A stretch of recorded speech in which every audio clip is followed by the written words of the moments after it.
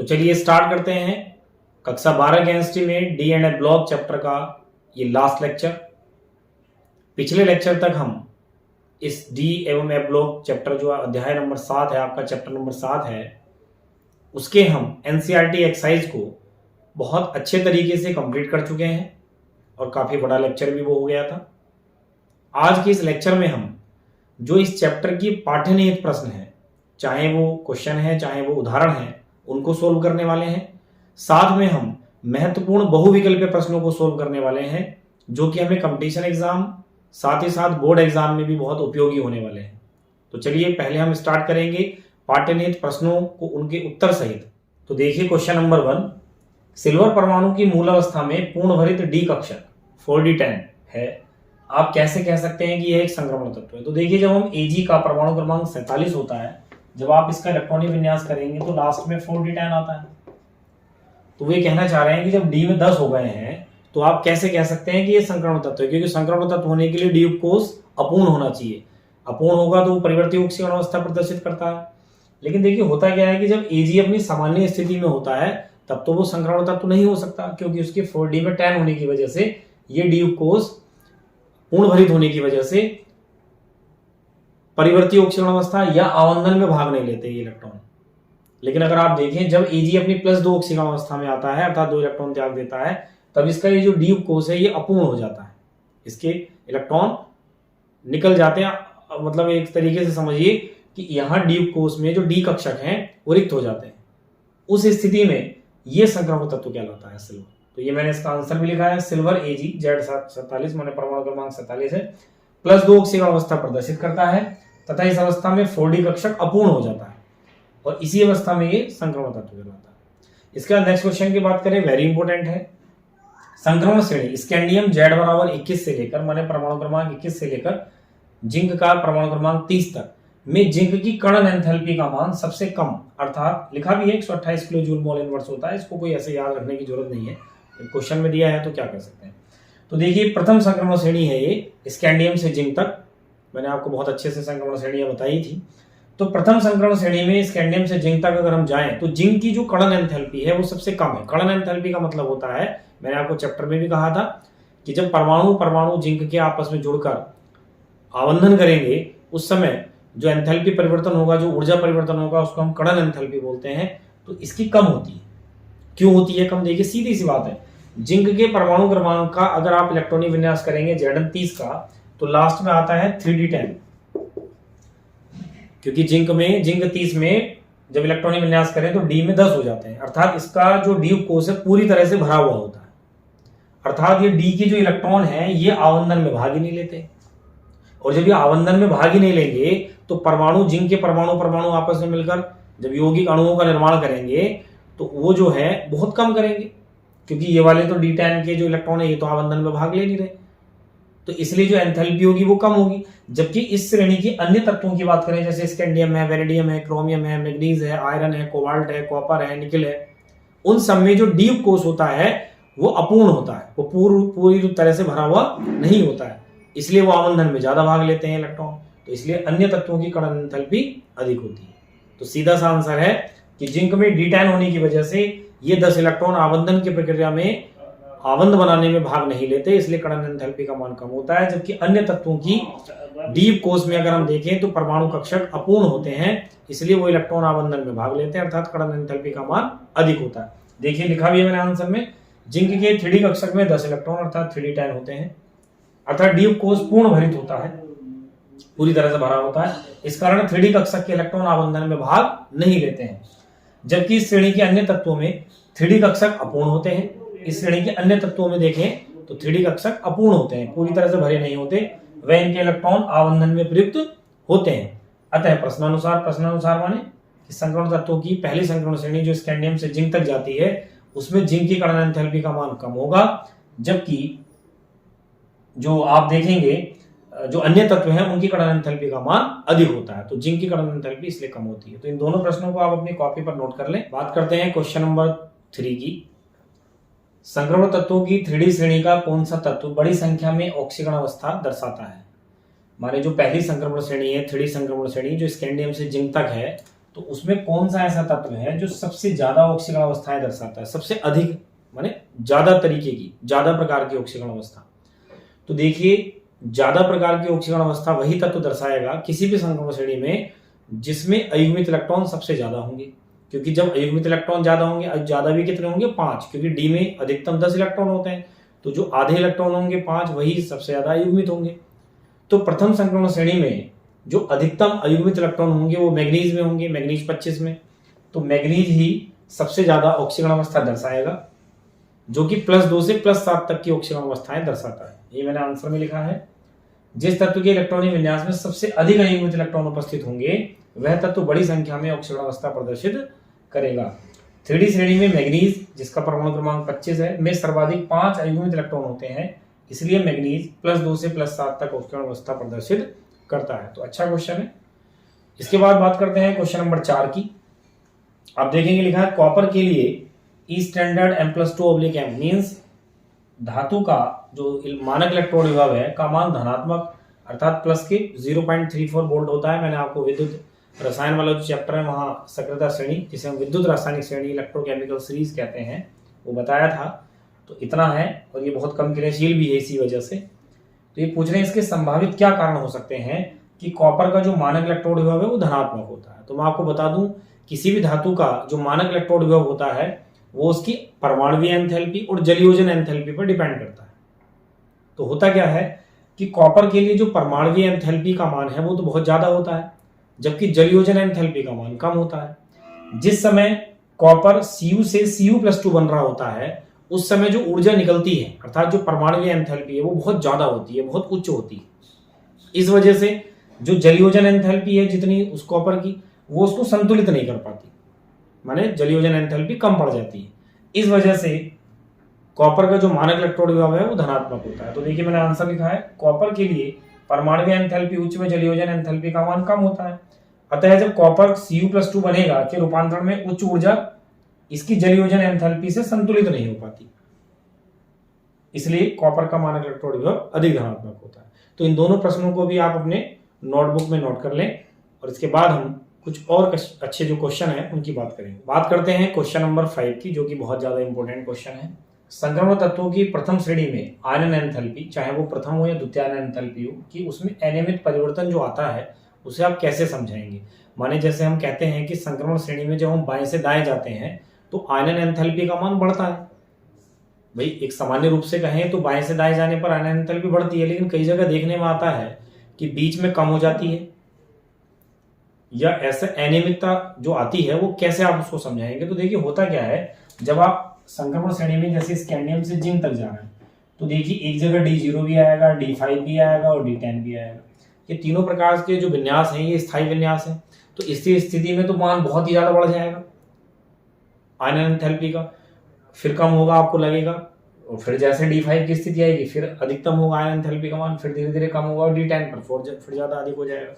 तो अनियमितता आने का जो कारण है आयनन एंथैल्पी में, वो किसी भी संक्रमण श्रेणी में बाएं से दाएं जाने पर उनके इलेक्ट्रॉनिक विन्यास में D0, D5, D10 टाइप के विन्यास, जो कि स्थायी इलेक्ट्रॉनिक विन्यास है, वो हमें देखने को मिलते हैं। इसलिए आयनन एंथैल्पी में अनियमितता देखने को आती है। क्वेश्चन नंबर 6 है। देखिए क्वेश्चन नंबर 6 मैंने आपको NCERT एक्सरसाइज में भी ये क्वेश्चन आया था। ये क्या है, बहुत इंपॉर्टेंट क्वेश्चन है। कोई धातु अपनी उच्चतम ऑक्सीकरण अवस्था केवल ऑक्साइड और फ्लोराइड में ही क्यों प्रदर्शित करती है। देखिए जब ऑक्साइड बनेंगे ऑक्सीजन की वजह से और फ्लोराइड बनेंगे फ्लोरीन की वजह से, तो ऑक्सीजन फ्लोरीन दोनों के ही जो परमाणुीय आकार हैं वो छोटे हैं और विद्युत ऋणात्मकता उच्च है। इस वजह से ये बहुत ज्यादा ऋणी तत्व है। तो इनसे जब कोई धातु जुड़ेगी तो वही तो जुड़ेगी जो बहुत ज्यादा धनी होगी। अर्थात ऑक्सीजन और फ्लोरीन दोनों परमाणुीय आकार में छोटे वे उच्च विद्युत ऋणी तत्व हैं, इसलिए कोई भी धातु अपनी जो उच्चतम ऑक्सीकरण अवस्था है इनके साथ ही प्रदर्शित कर पाती है। क्वेश्चन नंबर 7 की बात करें, ये भी एक अच्छा क्वेश्चन है। Cr+2 और Fe+2 में कौन प्रबल अपचयक है। तो देखिए अपचयक होने का मतलब ऑक्सीकरण होना, और ऑक्सीकरण होने का मतलब ऑक्सीकरण संख्या में वृद्धि होना। तो Cr+2 तो Cr+3 में चेंज होगा और Fe+2 Fe+3 में चेंज होगा। भाई इसका मतलब ये तो हुआ अपचयक का मतलब, जो अपचयक है, अपचयक माने जिसका ऑक्सीकरण होता है, उल्टा होता था। तो Cr+2 का तो ऑक्सीकरण होना चाहिए Cr+3 में, और Fe+2 का ऑक्सीकरण होना चाहिए Fe+3 में। तो होता क्या है देखिए, जब Cr+2 Cr+3 में चेंज होता है तो उसका इलेक्ट्रॉनिक विन्यास D4 से D3 होता है, जो कि और अधिक अस्थायी हो जाता है। जबकि Fe+2 जब Fe+3 में चेंज होता है तो उसका इलेक्ट्रॉनिक विन्यास D6 से D5 हो जाता है। माने Fe+2 में D6 होता है, लेकिन जब Fe+3 होता है तो वो D5 हो जाता है। जबकि Cr+2 में D4 होता है और Cr+3 में D3 होता है। तो Cr+2 से Cr+3 बनने में D4 से D3 होता है, तो D3 होने में वो तो और ज्यादा स्थायी इलेक्ट्रॉनिक विन्यास हो जाता है। जबकि Fe+2 जब Fe+3 में चेंज होता है तो उसका इलेक्ट्रॉनिक विन्यास D6 से D5 में रूपांतरित हो रहा होता है। तो D5 है स्थायी अवस्था, क्योंकि अर्ध अवस्था है डी कोष की, तो ये ज्यादा स्थायी इलेक्ट्रॉनिक विन्यास आ जाता है। तो इसलिए जो प्रबल अपचायक होगा वो Fe+2 होगा, क्योंकि Fe+2 ऑक्सीकरण होने पर Fe+3 में चेंज होता है और साथ ही वो D5 का विन्यास प्राप्त कर लेता है, इसलिए Fe+2 प्रबल अपचायक है। तो देखिए मैंने यही आंसर में लिखा है कि Fe+2 प्रबल अपचायक है, क्योंकि जब Cr+2 Cr+3 बनता है तो वो D4 से D3 में रूपांतरण होता है, जो कि अस्थायी इलेक्ट्रॉनिक विन्यास है। जबकि Fe+2 से Fe+3 में D6 से D5 में रूपांतरण होता है, जो कि स्थायी इलेक्ट्रॉनिक विन्यास है। अतः Fe+2 प्रबल अपचायक है, क्योंकि इसका ऑक्सीकरण स्थायी अवस्था में इसको ले जाता है। तो इन तीनों प्रश्नों को नोट कर लें, तीनों ही अच्छे प्रश्न हैं बोर्ड एग्जाम की दृष्टि से। तो देखिए क्वेश्चन नंबर 8 की बात करते हैं। ये बहुत मैथमेटिकली टाइप का क्वेश्चन है और पहले ऐसे क्वेश्चन आ भी चुके हैं। कोई आयन है M+2 स्थिति में और उसका परमाणु क्रमांक 27 के लिए आपको प्रचक्रण मात्र सूत्र का सहारा लेना है और चुंबकीय आघूर्ण की गणना करनी है। प्रचक्रण मात्र बड़ा शुद्ध हिंदी में लग रहा है, वैसे इसको स्पिन फॉर्मूला बोलते हैं। μ = n+2 होता है, जहां n अयुग्मित इलेक्ट्रॉनों की संख्या है। तो देखिए यहाँ पर Z = 27 है, तो अगर आप इसका बाह्य इलेक्ट्रॉनिक विन्यास देखें तो 3d7 टाइप का होगा। तो देखिए क्योंकि ऑर्गन का 18 होता है, 18 और 7 25 और 2 27, तो यहाँ पर तो सारे इलेक्ट्रॉन युग्मित हैं ऑर्गन में और 4s में। ये 3d में ही इलेक्ट्रॉन अयुग्मित होने के चांस है, तो इसलिए मैंने यहाँ से 3d को ही बनाया है। उसके 5 परमाणु कक्षक, उनमें जब इलेक्ट्रॉन भरेंगे तो 1 2 3 4 5 6 7, तो जो बिना जोड़े वाले इलेक्ट्रॉन है वो 3 है, तो n का मान 3 हुआ। और चूंकि आघूर्ण का फॉर्मूला मैंने अभी आपको बताया ही है, μ = n×n+2 होता है। n की वैल्यू 3 रखेंगे, इसको सोल्व करें √15 माने 3.87 Bm बोर मैग्नेट्रॉन। तो इस प्रकार से आप चुंबकीय आघूर्ण ज्ञात कर सकते हैं। आपने देखा होगा पिछले लेक्चर में NCERT एक्सरसाइज कराते टाइम एक पूरा क्वेश्चन था जिसमें 8-10 हमने चुंबकीय आघूर्ण ज्ञात किए थे तत्व और उनके आयनों के। तो इसी प्रकार का ये भी एक प्रश्न है, इसको भी आप अपनी कॉपी पर नोट कर लें। देखिए क्वेश्चन नंबर 9 की बात करते हैं। स्पष्ट कीजिए कि Cu+ आयन जलीय विलयन में स्थायी नहीं है, अर्थात अस्थायी होता है। क्यों? देखिए Cu+2 से जो ज्यादा स्थायी होता है वो Cu+2 होता है, क्योंकि कॉपर की जो द्वितीय आयनन एंथैल्पी होती है वो अधिक होती है, अर्थात उसका दूसरा इलेक्ट्रॉन निकालने के लिए ज्यादा ऊर्जा चाहिए। और साथ में Cu+2 की जो जलयोजन एंथैल्पी है, जल के साथ जुड़ने की जो एंथैल्पी है, वो कॉपर की तुलना में अधिक ऋणात्मक है। इसलिए कॉपर प्लस जो आयन है वो जलीय विलयन में स्थायी नहीं होता, अर्थात अस्थायी होता है। बात करें लैंथेनाइड आकुंचन की तुलना में एक तत्व से दूसरे तत्व के बीच एक्टिनाइड आकुंचन अधिक होता है। माने सीधा सीधा ये कह रहा है कि लैंथेनाइड श्रेणी में जो लैंथेनाइड आकुंचन का मान है तत्वों के बीच, ऐसे एक्टिनाइड श्रेणी में एक्टिनाइड आकुंचन का जो मान है वो ज्यादा होगा, एक्टिनाइड आकुंचन ज्यादा होगा। तो रीजन ये है कि लैंथेनाइड में तो होता है 4d और एक्टिनाइड में होता है 5d। तो 5d के जो इलेक्ट्रॉन होते हैं वो अधिक नाभिकीय आवेश का अनुभव करते हैं। जो प्रभावी नाभिकीय आवेश होता है वो 5d इलेक्ट्रॉनों में ज्यादा लगता है, क्योंकि परिरक्षण प्रभाव कम होता है, तो नाभिक की तरफ ज्यादा खींचते हैं 5d के इलेक्ट्रॉन। जबकि लैंथेनाइड में अगर हम देखें तो 4d इलेक्ट्रॉन अपेक्षाकृत कम नाभिकीय आवेश का अनुभव करते हैं, अर्थात यहाँ पर परिरक्षण प्रभाव का मान थोड़ा ज्यादा होने की वजह से 4d के इलेक्ट्रॉनों का जो प्रभावी नाभिकीय आवेश है वो कम होता है, तो नाभिक की तरफ कम खींचेंगे 4d इलेक्ट्रॉन। तो लैंथेनाइड जो आकुंचन है वो कम होगा और एक्टिनाइड आकुंचन अधिक होगा। तो इन दोनों प्रश्नों को आप नोट कर लीजिए। क्वेश्चन नंबर 14 को देखिए। लैंथेनाइड श्रेणी के एक ऐसे सदस्य का नाम बताना है जो +4 ऑक्सीजन अवस्था दर्शाता है। तो ये मैंने आपको लेक्चर्स में बताए हैं। तो सीरियम है ऐसा, Z इसका परमाणु क्रमांक जो है वो 58 होता है, माने लैंथेनाइड श्रेणी का पहला ही तत्व है ये। इसके बाद बात करते हैं जलीय विलयन में द्विसंयोजी की आयन के चुंबकीय आघूर्ण की गणना करनी है जिसका परमाणु क्रमांक 25 है। तो देखिए ऐसा क्वेश्चन अभी मैंने पहले ही बताया है। 25 परमाणु क्रमांक में जो अयुग्मित इलेक्ट्रॉन होंगे वो 5 होंगे, क्योंकि 25 में 3d5 आएगा और d में अगर 5 इलेक्ट्रॉन 5 को आप ऐसे दर्शाएंगे तो अयुग्मित इलेक्ट्रॉन भी 5 हो रहे हैं। तो चुंबकीय आघूर्ण का फॉर्मूला अभी आपको बताया था, μ = n×n+2 होता है। n का मान 5 रखेंगे तो ये 35 और इसका वर्गमूल निकाले तो 5.92 Bm, माने μ = 5.92 बोर मैग्नेट्रॉन। तो इस प्रकार से ये 15 क्वेश्चन जो पाठ्यनीति प्रश्न थे वो आपके कंप्लीट हो गए। इसके बाद हम कुछ महत्वपूर्ण बहुविकल्पीय प्रश्नों की बात करेंगे। पाठ्यनीति प्रश्नों को कंप्लीट करने के बाद अब हम कुछ बहुविकल्पीय प्रश्नों की बात करते हैं, जिसमें पहला बहुविकल्पीय प्रश्न है, निम्न में कौन सी संक्रमण धातु अधिकतम ऑक्सीकरण अवस्था दर्शाती है। तो देखिए, अधिकतम ऑक्सीकरण अवस्था दर्शाने के लिए उस धातु को अयुग्मित इलेक्ट्रॉन जो जितने ज्यादा दिखाएगी, जिसमें जितने ज्यादा अयुग्मित इलेक्ट्रॉन होंगे वो धातु उतना ज्यादा ऑक्सीकरण अवस्था प्रदर्शित करेगी। अभी पाठ्यनीति प्रश्न में आया भी था, तो आप देखिए वो होगी Mn, +2 से +7 तक दर्शाती है। तो +7 अधिकतम ऑक्सीकरण अवस्था मैग्नीज के द्वारा दर्शाई जाती है, इसलिए पहले क्वेश्चन का ए ऑप्शन सही है। इसके बाद आप देखिए, तनु एवं अल्प क्षारीय केमेनोफोर के घोल को क्या कहा जाता है। तो तनु एवं अल्प, जिसे हम इंग्लिश में डाइल्यूट एंड कोल्ड केमेनोफोर के नाम से जानते हैं। अभी देखिए, इस लेक्चर के बाद, चूंकि ये चैप्टर लास्ट होने वाला है, इसके बाद मैं आपको कार्बनिक रसायन स्टार्ट कराने वाला हूं, तब वहां पर हम बहुत अच्छी ट्रिक्स और टेक्निक के साथ कार्बनिक रसायन को पढ़ने वाले हैं, तो वहां भी आएगा। तो तनु एवं अल्प क्षारीय केमेनोफोर को हम कहते हैं बेयर अभिकर्मक। तो देखिए, इसमें ऑप्शन है बी। तो ये जितने भी अभिकर्मक वैसे लिखे हैं, फेंटॉन अभिकर्मक, बेयर अभिकर्मक, टॉलन अभिकर्मक, लुकास अभिकर्मक, ये सब के सब वहां आपको कार्बनिक रसायन में मिलेंगे। तो इनके बारे में हम वहां डिटेल से जानेंगे। फिलहाल हमारा क्वेश्चन केवल इतना है कि आप केमेनोफोर जब तनु होता है, जब पतला विलयन होता है, क्षारीय टाइप का होता है, बेसिक नेचर का, तब उसको कैसा अभिकर्मक, क्या नाम से जानते हैं, तो उसको कहते हैं बेयर अभिकर्मक। तो ऑप्शन बी सही है दूसरे। बात करते हैं क्वेश्चन नंबर 3 की। जिंक सल्फाइड माने ZnS का रंग कैसा होता है। तो देखिए, थोड़ा याद करने का क्वेश्चन है। तो ये श्वेत रंग का होता है जिंक सल्फाइड, तो इसका ऑप्शन डी सही है। तो क्वेश्चन नंबर 3 का डी ऑप्शन सही है। देखते हैं मर्क्यूरस आयन का सूत्र क्या है। तो देखिए, हम इसको ऐसे समझेंगे। डी ब्लॉक में हमने देखिए पूरे चैप्टर में पढ़ा है कि परिवर्ती ऑक्सीकरण अवस्था प्रदर्शित होती है, अर्थात डी ब्लॉक के तत्व दो प्रकार की ऑक्सीकरण अवस्थाएं दर्शाते हैं। तो मैंने वहां भी समझाया था, यहाँ फिर से बता दे रहा हूं। जब कोई तत्व अपनी कम वाली संयोजकता यूज करता है, तब हम उसके नाम में अ शब्द का प्रयोग करते हैं, जैसे मर्क्यूरस, स्टेनस, इस टाइप से फेरस, क्यूप्रस। और जब वो अपनी ज्यादा वाली ऑक्सीकरण अवस्था यूज करता है, तब हम एक शब्द का प्रयोग करते हैं, मर्क्यूरिक, क्यूप्रिक, स्टेनिक, फेरिक, इस टाइप से। तो ये मर्क्यूरस पूछ रहा है। तो देखिए, मर्क्यूरस माने Hg की एक ऑक्सीकरण अवस्था +1 और एक दूसरी होती है +2। तो जब ये अपनी +1 यूज करेगा, तब उसे मर्क्यूरस बोलेंगे। तो इस प्रकार की जो देखिए ऑक्सीकरण अवस्था आएगी +1 में होनी चाहिए। और इसने जो अब इन सबके नीचे Hg2 लिखा हुआ है, तो इसका मतलब ये है कि यहाँ पर इसने Cl के साथ या किसी ऐसे कंपाउंड, किसी दूसरे तत्व आयन के साथ जब ये जुड़ा होगा, तो Hg2Cl2 करके जुड़ा होगा। क्यों? क्योंकि अगर इसमें हम Hg2Cl2 लगाएंगे, तो आप देखेंगे कि यहाँ 2:2 माने 1, तो HgCl हो रहा है, तो Hg2 के ऊपर एक प्लस आना चाहिए चार्ज।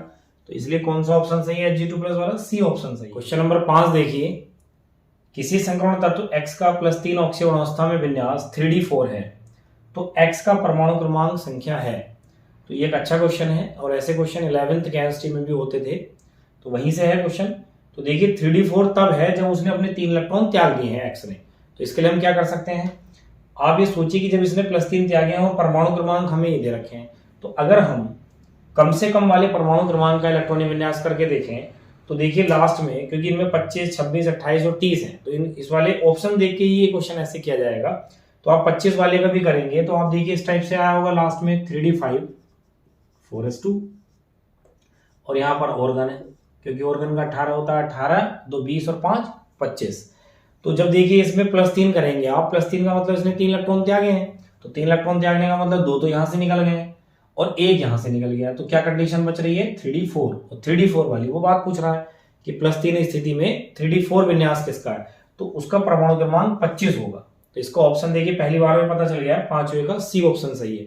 क्योंकि अगर हम 28 का करें तो यहाँ पर आ रहा होगा 3d8, तो अगर 3 निकालोगे तो 2 यहाँ से 1 यहाँ से 3d7 बचता, तो वो तो 3d4 पूछ रहा है। अगर बात 30 की करें तो यहाँ 3d10 आ रहा होगा, तो 2 यहाँ से निकलते 1 यहाँ से निकलता 3d9 होता। और अगर 26 होता तो यहाँ 3d6 होता, तो 2 यहाँ से निकलते 1 यहाँ से निकलता, तो 3d5 बचता। तो इस प्रकार से ये इसी में 25 वाले में क्या हो रहा है, 2 यहाँ से 1 यहाँ से निकल रहा, तो 3d4 बच रहा है, और 3d4 ही उसने पूछा है। तो इसका मतलब 25 परमाणु क्रमांक वाला 25 परमाणु क्रमांक उस तत्व का रहा होगा। तो देखिए मैंने आपको सारे ऑप्शन करके बताया, ये किसी भी क्वेश्चन के लिए पूछा जा सकता है कि वो आपको बाह्य इलेक्ट्रॉनिक विन्यास किसी ऑक्सीकरण अवस्था में दे देगा, तो जो आपको संबंधित परमाणु क्रमांक दिए होंगे ऑप्शन में, आप उनमें से परमाणु क्रमांक का इलेक्ट्रॉनिक विन्यास लिख लीजिए और लास्ट के 3 इलेक्ट्रॉन निकाल के देखेंगे तो जो विन्यास जिसका मिल रहा है वो परमाणु क्रमांक आपको पता चल जाएगा। तो इस प्रकार से क्वेश्चन नंबर 5 का सी ऑप्शन सही है। इसके बाद आप इन 5 क्वेश्चन को अपनी कॉपी पर नोट कर लीजिए। कुछ और नए बहुविकल्पीय प्रश्नों की बात करेंगे। बात करते हैं क्वेश्चन नंबर 6 की। सोना धातु माने जो गोल्ड है का ऑक्सीकरण संख्या होता है। तो देखिए गोल्ड की ऑक्सीकरण संख्या +1 होती है। बहुत अच्छे से मैंने आपको पहले बता रखा है। क्वेश्चन नंबर 6 का ये बी पार्ट सही है। निम्न में कौन उभयधर्मी ऑक्साइड है। उभयधर्मी ऑक्साइड का मतलब होता है कि वो अम्लीय व्यवहार भी प्रदर्शित करता है एसिडिक नेचर और क्षारीय व्यवहार भी प्रदर्शित करता है माने बेसिक नेचर। तो ऐसा देखिए क्रोमियम होता है, क्रोमियम का ऑक्साइड। तो Cr2O3 इसका सही आंसर होगा। क्वेश्चन नंबर 7 का ए सही है। निम्न में डी ब्लॉक तत्व है। तो ये क्वेश्चन देखिए अभी तो ये 4 आपको तत्व दिए इनके लिए पूछा है। ये अन्य ऑप्शन के साथ भी पूछा जा सकता है। डी ब्लॉक का तत्व है या ब्लॉक का तत्व है। तो फिलहाल डी ब्लॉक का तत्व इसमें HS है। क्वेश्चन नंबर 8 का ए पार्ट सही है। निम्न में किस समूह को सिक्का धातु कहते हैं। तो सिक्का धातु का मतलब होता है जिससे सिक्के बने हैं आज तक या बनाए जा रहे हैं या बनाए जाते हैं। तो इनको आप किस समूह को ऐसा कहते हैं। तो आप देखिए आपने किस किस के सिक्के देखे हैं आज तक। भाई तांबे के सिक्के आपने देखे हैं, चांदी के सिक्के देखे हैं, सोने के सिक्के देखे हैं। तो आप देखिए ऐसी धातु कहाँ लिखी है। भाई ये तो है नहीं। लास्ट ऑप्शन में देखिए कॉपर लिखा है, तांबा, चांदी लिखा है, गोल्ड लिखा है, सोना लिखा है। तो इसी समूह को हम सिक्का धातुओं का समूह कहते हैं। तो क्वेश्चन नंबर 9 का डी ऑप्शन सही है। बात करें क्वेश्चन नंबर 10 की। परमाणु क्रमांक 25 वाले तत्व के जलीय विलयन में द्विसंयोजी आयन का चुंबकीय आघूर्ण कितना होता है। तो ये मैं भी जब आपको पाठ्यनीति प्रश्न पढ़ा रहा था तब भी ये आया था। तो देखिए द्विसंयोजी है, इसका मतलब उसने 2 इलेक्ट्रॉन त्यागे हुए हैं। परमाणु क्रमांक उसका 25 है। तो 25 परमाणु क्रमांक यदि किसी का हो तो इलेक्ट्रॉनिक विन्यास क्या आएगा। देखिए जरा AR ऑर्गन का 18 हो गया 4s2 3d5। चलिए 3d5 पहले लिख देता हूँ। इलेक्ट्रॉन तो खैर बाद में भरा गया होगा इसमें। 3d5 4s2। अब यदि ये द्विसंयोजी है तो इसमें 2 इलेक्ट्रॉन त्यागे हैं। तो 2 इलेक्ट्रॉन त्याग देगा तो ये वाले इलेक्ट्रॉन निकल जाएंगे माने कुल मिलाकर 3d5 की स्थिति बचेगी। और 3d5 के इलेक्ट्रॉन में अगर आप इसे डी कोष के कक्षकों में भरें तो आप देखिए 1 2 3 4 और 5। तो 5 के 5 अयुग्मित इलेक्ट्रॉन आ रहे हैं माने n का मान हुआ 5।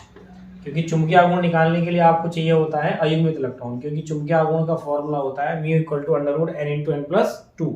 इसमें यदि आप वैल्यू लिखेंगे तो ये हो जाएगा 5 × 5 + 2 माने 5 और 2 7 और 7 पंजे 35 और 35 का वर्गमूल लगभग 5.92 Bm आएगा। क्योंकि मैं आपको पहले करा चुका हूँ ये। तो 5.92 वाला जो ऑप्शन है वो सेकंड है। Bm माने बोर मैग्नेट्रॉन। तो चुंबकीय आघूर्ण का मात्रक होता है। तो क्वेश्चन नंबर 10 का सेकंड पार्ट सही होगा। तो ऐसे क्वेश्चन चुंबकीय आघूर्ण को लेकर हमने पहले भी बहुत सारे किए हुए हैं। तो आपको कोई समस्या नहीं आएगी। इन क्वेश्चंस को भी आप अपनी कॉपी पर नोट कर लीजिए। देखते हैं क्वेश्चन नंबर 11 को। डी ब्लॉक तत्वों का सामान्य बाह्य इलेक्ट्रॉनिक विन्यास बताइए। ये देखिए बहुविकल्पी में भी है और 1 नंबर के जो आपके शॉर्ट क्वेश्चन होते हैं उनमें भी पूछा जा सकता है। तो ये मैंने आपको बहुत अच्छे तरीके से बताया था पहले। भाई डी में 1 से लेकर 10 तक इलेक्ट्रॉन भरे जाएंगे और जो डी की कक्षा होगी वो एस उपकोष की कक्षा से कम होती है। तो n-1 जहां लिखा है वो होगा। तो देखिए डी के सामने तो सब जगह n-1 ही लिखा है, लेकिन n-1 डी 1 to 10 लिखा है यहाँ पर। और एक बार डी से 1 to 10 इसमें भी लिखा है। तो ये दोनों ऑप्शन, तो ये दोनों तो बाहर ही हो गए क्योंकि इसमें डी में 1 से 5 लिखा है जबकि डी में 1 से 10 होंगे। और इसमें डी 10 ही लिख दिया है जबकि एक एक करके भरे गए होंगे तो 1 से 10 होना चाहिए। तो ये बात के 2 ऑप्शन तो है नहीं। शुरू के 2 ऑप्शन में डी में 1 to 10, डी में 1 to 10, n-1 सामने लिखा है n-। अब एस की बात करते हैं। तो एस की जो कक्षा होगी इससे एक ज्यादा होगी माने n होना चाहिए। तो इसी में ns 1 to 2, जबकि इसमें यहाँ भी n-1 लिख दिया है जबकि ऐसा संभव नहीं है। एस की जो कक्षा होगी उससे एक कम कक्षा डी की होगी। तो यहाँ पर अगर n-1 है तो यहाँ n-2 होना चाहिए था। तो इससे ठीक ऑप्शन कौन होगा, पहला वाला ऑप्शन सही होगा क्योंकि s की कक्षा n है तो d की n-1 होगी। और ns में 1 to 2 लिखने का ये मतलब है क्योंकि आपने देखा होगा कॉपर में 1 इलेक्ट्रॉन होता है s उपकोष में क्योंकि d में 10 हुए होते हैं, d9 से d10 कर दिए होते हैं। ऐसे क्रोमियम में भी s में उस कंडीशन में 1 होता है और d में 5 हो रहे होते हैं। तो इसलिए ns में भी 1 to 2 लिखा जाएगा। तो क्वेश्चन नंबर 11 का पहला पार्ट सही है। Cr+2 का चुंबकीय आघूर्ण कैसे याद करेंगे। देखिए तो Cr+2 का आप इलेक्ट्रॉनिक विन्यास जब करेंगे तो Cr का नॉर्मली होता है ऑर्गन 18, इसमें 3d5 कर ले जाता है और यहाँ 4s1 होता है। तो जब 4s1 होता है तो आप देखेंगे कि Cr+2 अगर हम इसको अब करें तो इसमें से 2 इलेक्ट्रॉन निकालना है तो एक तो यहाँ से जाएगा और एक जाएगा आपका यहाँ से, तो बचेगा 3d4 और इसके 3D4 को अगर उपकोष में दर्शाएं 1 2 3 4 तो n का मान आ रहा है 4, माने 4 युग्मित इलेक्ट्रॉन आ रहे हैं। चुंबकीय आघूर्ण के फॉर्मूले में अगर ये आप वैल्यू रखें तो n × n+2 वाले में तो ये समथिंग कुछ बैठेगा 4 × 4+2, तो 4 और 2 6, 6 चौका 24, तो वर्गमूल जो आएगा भाई 4 चौका 16, 4 कुछ समथिंग जिसमें होगा ऑप्शन तो ये है 4.90 BM, तो 4.9 BM, और ये ऑप्शन फर्स्ट सही है। और मैंने अभी आपको पहले भी कहा, ऐसे मैंने आपको बहुत सारे क्वेश्चन चुंबकीय आघूर्ण को लेकर करा दिए हैं, तो क्वेश्चन नंबर 12 का पहला ऑप्शन सही है। फिर पोटेशियम डाइक्रोमेट को अगर आप KCl के साथ H2SO4 में रिएक्ट करा रहे हैं, मिला रहे हैं, तो गहरे लाल रंग का कोई द्रव बन रहा है, वो कौन है? तो ये मैंने आपको रिएक्शंस में बताया, नहीं तो हम ऑर्गेनिक में पढ़ने वाले हैं, वहां आपको रिएक्शन कैसे कितने इजी तरीके से आप कर सकते हैं वो मैं बताऊंगा। फिलहाल इसका ऑप्शन क्रोमिल क्लोराइड है, CrO2Cl2, ये गहरे लाल रंग का होता है, और मैं बता दूं ये एक उत्प्रेरक की तरह काम करता है, इटार्ड अभिक्रिया उसको कहते हैं। अगर इसको टोलुइन पर लगा दिया जाए तो बेंजल्डिहाइड बन जाता है। तो चलिए वहां करेंगे इसकी बात। क्वेश्चन नंबर 14 है, निम्न में रंगीन आयनों का समूह है। तो देखिए जिसमें जितने ज्यादा युग्मित इलेक्ट्रॉन होंगे वो उतना ज्यादा रंगीन आयन बनाएंगे। तो ऐसा जब आप उसको चेक करोगे, सबके इलेक्ट्रॉनिक विन्यास करके युग्मित इलेक्ट्रॉन काउंट करोगे, तो ऐसा ऑप्शन आएगा सेकंड, Ti+3 Cr+3 V+3 वाला। क्वेश्चन नंबर 15, निम्न में कौन रंगहीन है? तो रंगहीन होने के लिए क्या होता था, जिसके सारे इलेक्ट्रॉन जोड़े वाले हो जाएं, युग्मित हो जाएं, तो वो रंगहीन होता है। तो अगर आप इन सबके इलेक्ट्रॉनिक विन्यास करें, इसमें कॉपर को देखें तो कॉपर प्लस है, तो नॉर्मली कॉपर का क्या होता है, ऑर्गन 18, 3d10 4s1, क्योंकि 4s2 का एक इलेक्ट्रॉन इधर शिफ्ट कर दिया जाता है। तो अगर आप इसको Cu+ करेंगे तो इसका यही इलेक्ट्रॉन निकल जाएगा, तो 3d10 बचेगा, और यदि 3d10 बचेगा तो 10 के 10 इलेक्ट्रॉन जोड़े वाले हो गए, ऑर्गन में तो है ही सारे जोड़े वाले, तो इसी में सारे जो इलेक्ट्रॉन युग्मित है Cu+ में, तो इसलिए हम कह सकते हैं कि जो Cu+ है वो रंगहीन होगा। तो क्वेश्चन नंबर 15 का पहला ऑप्शन सही है। तो इन क्वेश्चन को भी आप अपनी कॉपी पर नोट कर लीजिए। इसके बाद कुछ और नए क्वेश्चंस की बात करते हैं। तो देखिए क्वेश्चन नंबर 16 को, प्रथम संक्रमण श्रेणी की कौन सी धातु का जो मानक इलेक्ट्रोड विभव है वो धनात्मक होता है? तो बहुत हमने विद्युत रासायनिक श्रेणी में पढ़ा, अभी इससे पहले भी आया, तो कॉपर होता है, और कॉपर का जो मानक इलेक्ट्रोड विभव है वो प्लस में होता है 0.34 वोल्ट, इसलिए इसकी क्रियाशीलता भी कम होती है। निम्न में कौन मिश्र धातु नहीं बनाते हैं? तो इनमें से कौन सी मिश्र धातु नहीं बनाती है? तो मैं आपको बता दूं, ये 2-2 करके लिखे हैं इन्होंने तत्व युग में, तो आप पहले ये को देखें तो Fe की तो मिश्र धातु होती है, लेकिन इसके साथ Hg भी लिखा है, तो Hg तो एक द्रव धातु है, तो ये कैसे मिश्र धातु बनाएगी? तो इसका यही ऑप्शन सही है, ये Fe की वजह से नहीं, लेकिन FeHg में ही पूछा है, तो ये नहीं बनाते हैं। इसके बाद लैंथेनाइड आकुंचन का संबंध किससे है? तो देखिए लैंथेनाइड आकुंचन का मतलब होता है कि जब आप लैंथेनाइड श्रेणी में बाएं से दाएं जाते हैं तो प्रभावी नाभिक के आवेश बढ़ने के कारण परमाणु त्रिज्या घटती है, और साथ में मैंने वहां ये भी कहा था कि यदि वो लैंथेनाइड श्रेणी के तत्व अपनी +3 ऑक्सीजन अवस्था में हो, माने +3 ऑक्सीजन अवस्था में आयन अवस्था में हो, तब भी ये प्रभाव रहेगा, अर्थात उनकी आयनिक त्रिज्या कम होगी। तो परमाणु और आयनिक त्रिज्या के कम होने के संबंध में है, तो ऐसा ऑप्शन देखें तीसरा है, परमाणु त्रिज्या तथा M+3 आयन की त्रिज्या से इसका संबंध होता है, तो ऑप्शन थर्ड सही होगा क्वेश्चन नंबर 18 का। निम्न कौन तत्व द्वितीय संक्रमण श्रेणी का नहीं है? तो बहुत आसान सा क्वेश्चन है, प्लेटिनम द्वितीय संक्रमण श्रेणी में नहीं आता है, तो क्वेश्चन नंबर 19 का थर्ड पार्ट। निम्न में किस धातु का घनत्व अधिकतम है? देखिए द्रव धातु है मरकरी, इसी का घनत्व अधिक होगा द्रव होने की वजह से। तो इस प्रकार से आपके क्वेश्चन 20 हो गए हैं, 20 बहुविकल्प प्रश्न यहाँ सोल्व हो जाते हैं। और साथ ही ये जो चैप्टर इतने लंबे टाइम से मैं इस चैनल पर आपके लिए उपलब्ध करा रहा था, तो ये कंप्लीट हो जाता है डीएमएम ब्लॉक के तत्व। तो मैंने आपको इस चैप्टर में देखिए थोड़ा थियोरिटिकल चैप्टर ज़्यादा है और बहुत ज़्यादा इसमें टॉपिक हैं, तो इसलिए हमने डीएमएम ब्लॉक में थोड़ा ज़्यादा टाइम लगा, लेकिन फिर भी मैंने बहुत अच्छे से इसको कंप्लीट कराया है। आपको मैं यहाँ ये भी बताता चलूँ कि जब ये सिलेबस कंप्लीट हो जाएगा तो मैं बहुविकल्पीय प्रश्नों की एक सीरीज चैप्टर वाइज जो 12th के चैप्टर हैं, चाहे वो केमिस्ट्री फर्स्ट में है या केमिस्ट्री सेकंड के चैप्टर हैं, उनकी एक बहुविकल्पीय प्रश्नों की टेस्ट सीरीज पूरी आपको एक एक चैप्टर के 50-50 क्वेश्चन लगभग अलग से आपके लिए इस चैनल की प्लेलिस्ट पर अपलोड कर दूंगा। तो आप उनको तैयार करने के बाद बोर्ड एग्जाम और साथ ही अपने कंपटीशन एग्जाम में वो आपके लिए मददगार साबित होंगे। साथ ही देखिए मैं लास्ट वाला चैप्टर जो ऑब्सेशन यौगिक है वो अभी नहीं पढ़ा रहा हूँ, इसके बाद हम कार्बनिक रसायन शुरू करने वाले हैं और अगला जो लेक्चर आएगा इस चैनल पर वो कार्बनिक रसायन को लेकर आएगा।